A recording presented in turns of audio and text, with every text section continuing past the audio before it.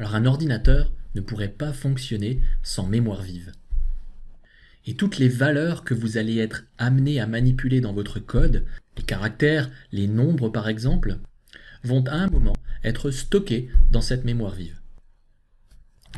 Le nombre 12, le W minuscule, 3,5, un nombre flottant, ou B majuscule, toutes ces valeurs peuvent être stockées et vont prendre plus ou moins de place dans la mémoire vive.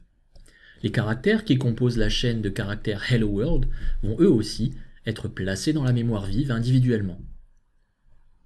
Ces valeurs sont fixes dans la mémoire vive, à moins d'être supprimées bien sûr. Nous avons bien évidemment besoin de ces valeurs fixes, mais nous avons également besoin de valeurs variables. Une variable, c'est un espace de stockage dans la mémoire vive, mais dont le contenu est variable, peut être modifié avec le temps. Voyez cet espace mémoire variable comme une boîte. Et cette boîte pourrait par exemple contenir tantôt le nombre 6, puis le nombre 15, et enfin le nombre 23. Le contenu de cette boîte peut changer.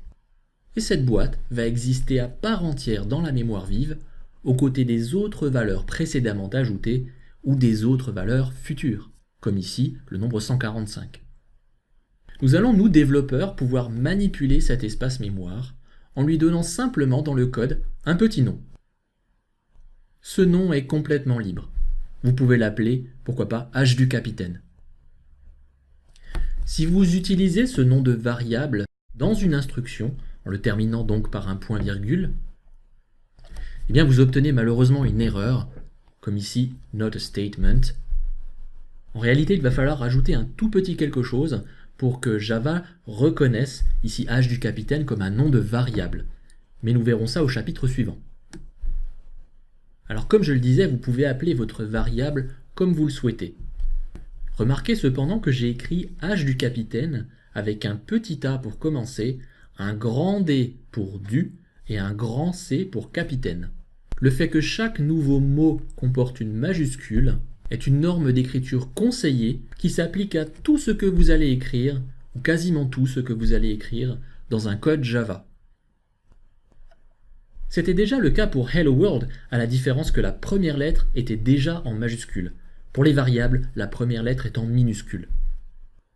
Je vous expliquerai la différence entre Hello World et H du capitaine un petit peu plus tard.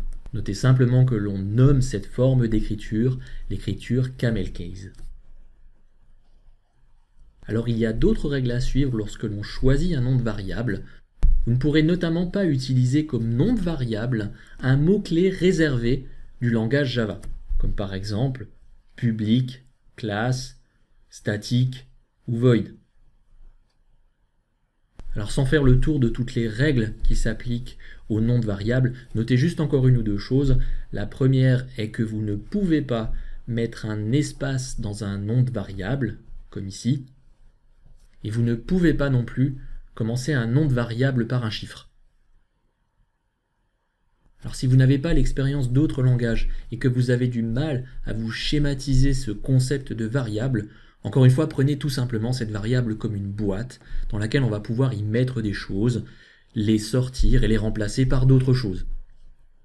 On verra tout à l'heure, mais une boîte qui a à un moment contenu un caractère devra toute sa vie contenir un caractère, quel qu'il soit.